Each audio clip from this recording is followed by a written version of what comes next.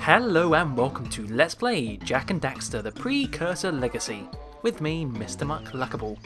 In the last episode, we started the game, and did we have a lot to go through? Basically, poor old Daxter there got chucked into some, well, I say chucked, pushed into some dark eco, turned into a little Otzel, and now we have to go and find someone to turn him back. But to do so, we need 20 power cells to fix our zoomer, to go across some very hot lava that would otherwise melt and kill us.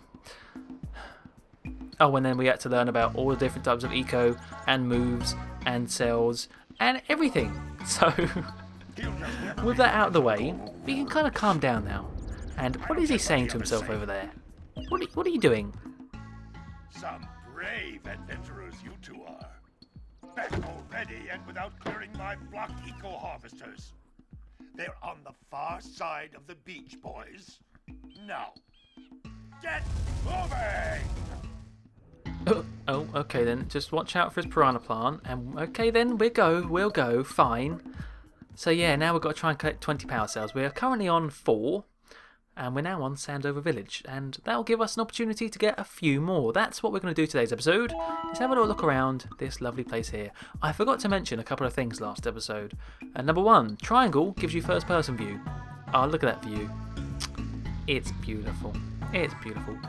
Point number 2 that I missed was I am playing this on the PS2. Just before any of you ask, you may already have done in the comments for the first part, but I am not playing the HD version. This was released. All the first 3 Jak games, Jak 1, 2 and 3, were released as part of that PlayStation HD kind of thing. They did it with Ratchet and Clank. I played the Ratchet and Clank version of that. They did it with Tomb Raider, Splinter Cell, Prince of Persia, loads of different franchises. But I'm not playing that one, well, for 2 reasons really. 1, I don't have it. I have the PS2 version, so I thought I may as well just use this one, save a bit of money.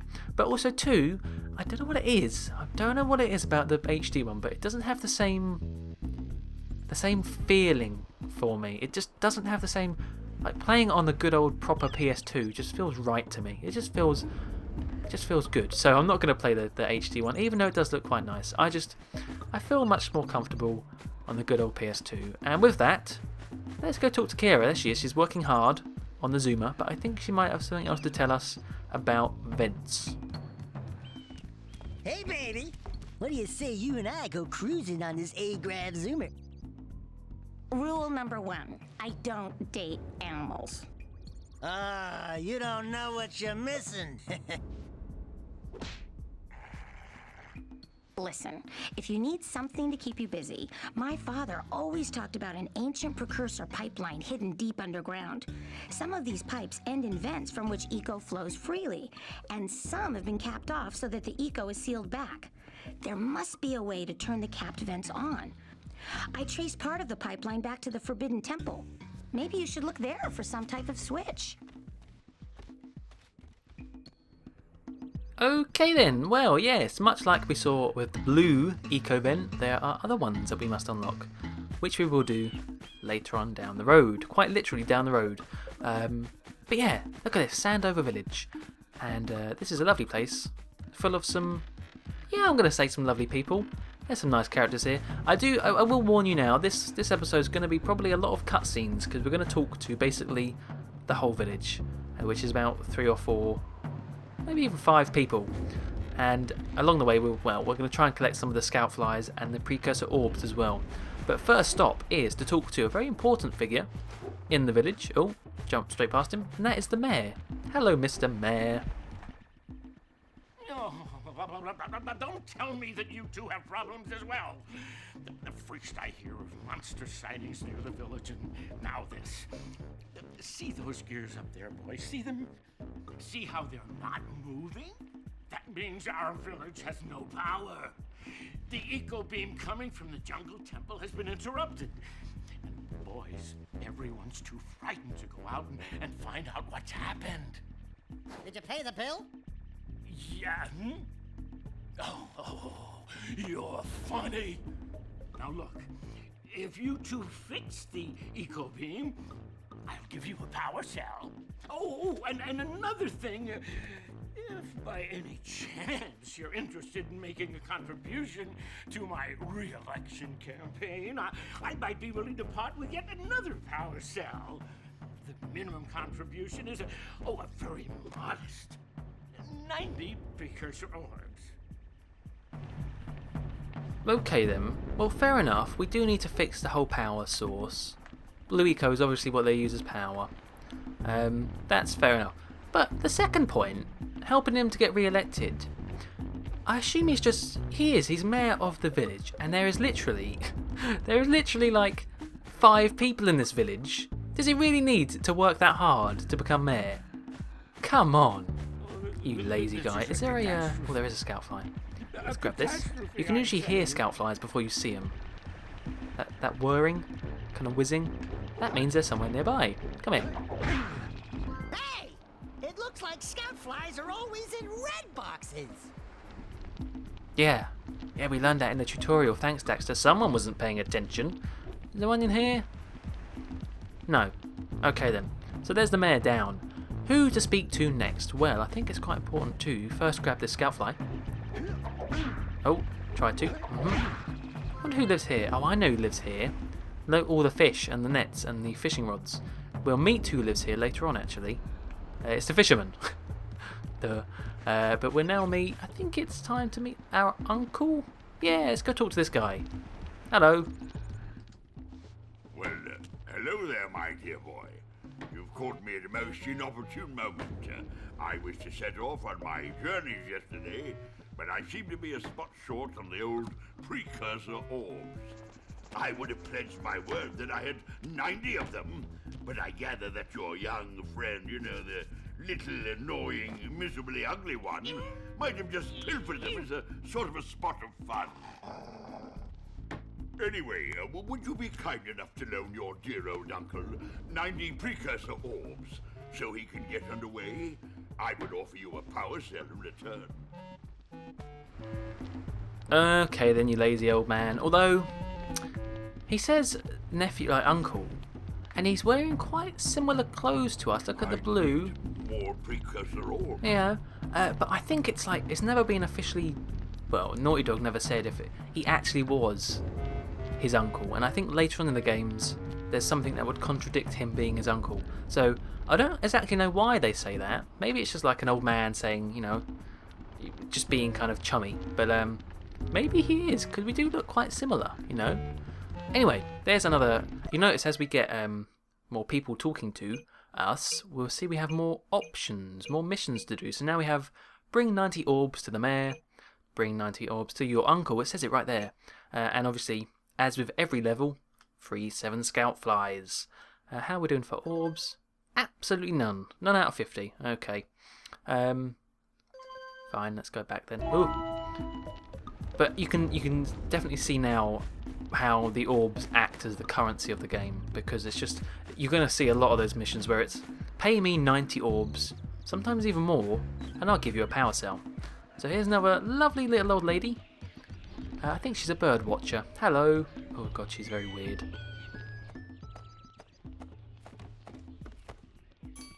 Oh my, what a horribly sick little bird. You don't look so good yourself, lady. Oh, sorry. I thought you were a spotted orange-bellied rainframe. Yesterday I saw some terribly vicious creatures capture a mother flut-flut near the beach. Now there's this poor little orphan egg sitting in a nest at the top of the cliff, and I can't get to it. If you could climb up there and push it off, I've piled some hay down at the base to catch it safely. Do an old lady a favor, and I'll give you a power cell. What a lovely little old lady, and what a weird looking old lady as well. One of the things that I love about this game is its style, and believe me, I will probably ramble on so much about the way this game looks over the course of this Let's Play, so much, and just how nice it looks. But one of the reasons why I think it still holds up today, even this PS2 version, is because of the style they went with. They went with this kind of cartoony, very, very stylized kind of way of doing things, and it's worked for them because I think it still looks great. I still love the look of this game. Oh, so nice. And just everyone has their own little kind of Like, look, this lady has a stupid bird hat. She has a hat that she has knitted, or made anyway, to kind of blend in more with birds. That's just how much she loves birds. And you know, you'll find little things like that with all the characters, like with Samos, the sage. He has a log in his head, or in his hair. He has a log in his hair with a little bird that's perched on top of it all the time. You'll see it, little bird on there. Let's go up here. We'll just find out some more about some blue eco. Let's do a big jump. There we go. So this little thing here. Weird-looking thing. I'll bet we can get this open if you power up with that zappy blue eco stuff. Yes, the zappy blue eco stuff will indeed unlock it. And oh, I need to jump a bit further. And within them is a nice little collection of orbs. I think it's 10. We'll soon find out though, because we have none so far. So let's go and actually we need to do a roll jump. There we go. Is it 10? Let's have a look. No, it's 15. Oh wow, 15 in there. And there are lots of these. And you have to just get close to them with the bluey. You don't have to be right on top of them, but just close to them. And they will unlock for you, which is always quite nice. Nice way of getting some orbs. Alright, one more guy down here to talk to. Actually, there is one more guy over there. But let's talk to the old farmer first. Gotta milk those yak cows. Gotta milk those yak cows. Oh, it's you. Oh, just resting my tired bones. I've been trying to get those ornery yak cows back into the pen all day. Some strange creatures tried to steal them earlier. You think you could help an old man and try to get them back into the corral? Look at this guy. Look at his hat and his mustache. So good. That's a great mustache. You're a lazy man, though. Oh. Whenever I try and hit people, it just bounces you off them. Lazy man, we must herd up his yak cows. They're not quite yaks. They're not quite cows. They're yak cows. Get over there. Come on now. In fact, this may seem like a really tedious mission, and I thought it was the first time I played it. But really, they have quite good sense of direction, these yak cows. You only have to hit them a couple times, and they will get in there by themselves. Ready? You're going to turn, aren't you? No, you're not. Oh, you're going to contradict me, aren't you? Get in there. That's right. So that's 2. We need to get 5 in there. Wait. Why am I missing one? Oh, it's way over here. Come here. You gotta bring in the crops for the drum. Okay, I've just seen a scout fly back there. Let me grab that. Good. We're on 3. Not too shabby. I've got a little confession to make, however. Just a little one. If you hit them too much, they kind of don't go anywhere. Animal cruelty, yeah? Oh, anyway, I've got a confession. In the first part, when I was introducing this Let's Play, I did say that this was quite a big childhood game. And I'm sure a lot of you have good memories of this game. Actually, I didn't play this as a kid. Surprisingly, I didn't. This is not really a childhood game for me. I'm kind of cheating. But I don't quite know why I didn't play this game. I don't know why I missed this one. I just completely missed it on my radar. I think I was too busy playing games like Crash Bandicoot still. I was a little bit behind the times as a kid. I think I didn't quite have a PS2 when it first came out. I was still on a PS1 probably. I was with the other Naughty Dog games still, Crash Bandicoot. And this game is a lot like Crash Bandicoot in many ways. As you'll see as the game goes on. Just the kind of... Well, sound effects as well. You'll hear some sound effects that I think is very similar, but also just it is quite linear still. It's an open world game, but it is in some parts quite linear. Get in there. That lazy farmer owes us a power cell. Let's go talk to him. Yes, indeed. Oi, you wake up. Ah, well done, my boy. You actually got those flea bags back into the pen. Now I can sleep in peace. Take this power cell for your trouble.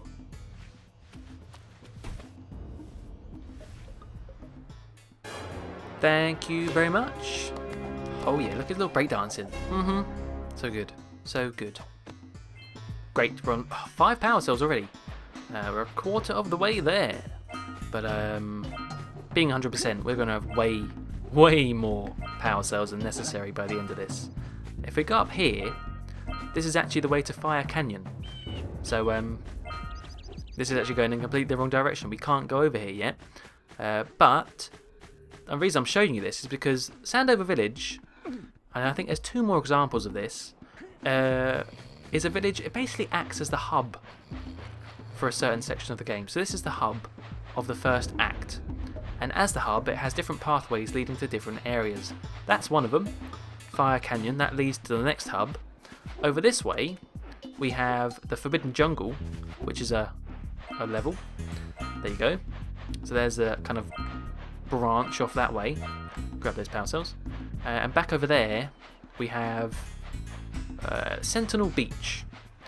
And we'll come to that quite soon, because that's really the first proper level of the game. But first thing... Check out that funky sculpture sitting on the rocks over there. Yeah, that is kind of funky, isn't it?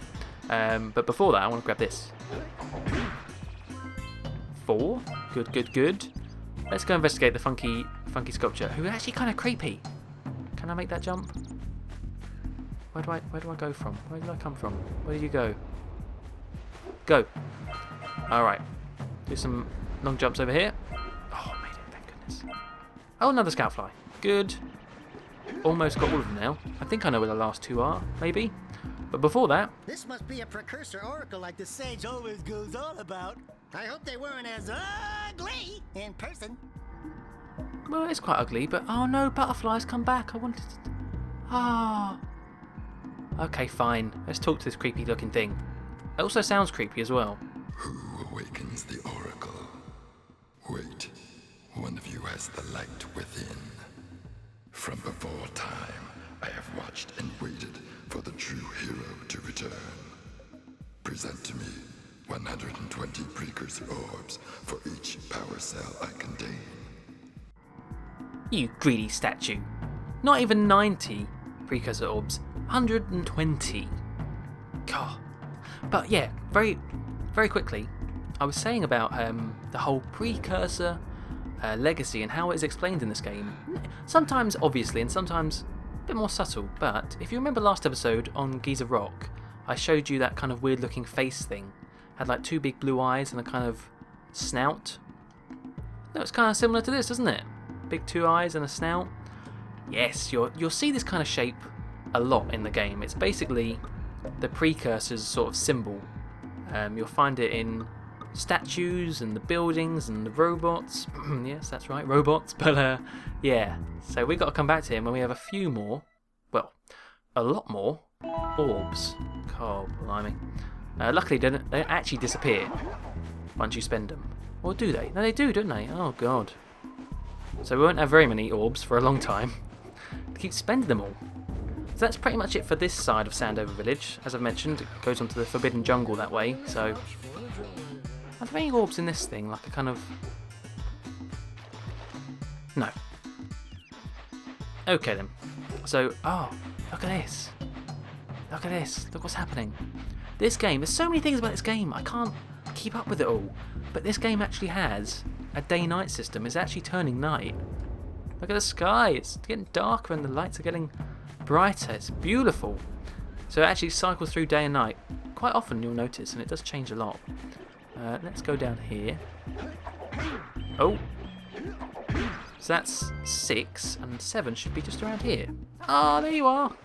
So that's another power cell in our pocket. Excellent, thank you, Scoutfly. Look at that view. Oh, I was going to start talking about the start again then, but I can't. I've got to stop myself. But just look at the windmill. You found all the scout flies in this area. Yeah, I did. Great. But look at the windmill and the birds and just the architecture. Oh man, oh man. I've played this game a lot now, and I say that because I haven't played the other games as much. But that's because I believe Jak 2 and Jak 3 are very... enough orbs to trade for a power cell. Yes. Let's get back and make the switch already. No. Not quite yet. But I understand that Jak 2 and Jak 3 are very different in terms of style compared to the first one. Much darker. This game it has a nice kind of bright, happy, jolly feel, for most of the time anyway. Anyway, and actually, we're going to go meet a very bright, jolly character right now. We're going to go meet the sculptor. He's just in here. Hello. Oh, hello. Hey! Little furry dude! Oh, I thought for a moment you were my muse. Your what? Haven't you ever seen a muse before? It's a little glowing squirrel about your size, full of spunk, and crazy as a lark. Oh, I get it. Like a sidekick. As a matter of fact, without my muse, I just can't sculpt. But with her around, I see beauty in everything, you know? Right now, I couldn't chisel my way out of a box. I think she ran away to that misty island. I just hope she's all right. It's worth a parcel if you bring her back to me. Wait a minute. We are not going back to Misty Island. Are we? Well, unfortunately, yes, we are. At some point in the game, we are. Sorry, Daxter. Bad memories of that place, I know. There, he's a pretty cool hippie dude. Dude, man. Sculpting away. He's like a creative artist. He just lets his creativity flow. But without his muse, he can't, unfortunately. So if we press start, we should now be able to tell all of the missions we have to do. We have to bring 90 orbs to the mayor, bring 90 orbs to your uncle, herd the yak owls, which we've done, bring 120 orbs to the Oracle, one for each of his eyes, there's 2 there, and free 7 scout flies. I suppose it's even though the sculptor is in Sandover Village, I think his mission comes under Misty Island. Let's have a look. I can't see it yet, but yeah, I think it does. So that's why it's not on there. But with that, I think we're pretty much done exploring Sandover Village. That's pretty much all of its inhabitants. So we could go and spend 90 orbs already, giving it to the mayor or our uncle, but I don't want to quite yet. I think we'll keep them all and try and, get this all done in one go, more or less. We have a lot more precursor orbs. We have still got 6 left to find, and I do not know where they are. But that's the thing about this game. You will just have to try and backtrack and get them all. I probably missed them somewhere over there or something. But I'll quickly point out Maybe this. we should go root out the fisherman. I heard he was in the jungle fishing by the lower river. Yes, this is one more path to go. So we've got the Forbidden Jungle that way. We've got Sentinel Beach down there where we've got to go unblock the Eco Harvesters just over that little bridge near the sculptor. And this is the 3rd path. We use that boat, which we can't do quite yet, but nearly, to go over there, back to Misty Island, and that's a whole nother level where we have to get the Sculptor's Muse, as well as other stuff.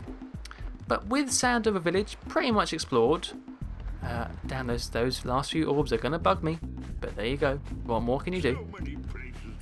We're going to end the episode here, so until next time, thank you very much for watching, and goodbye.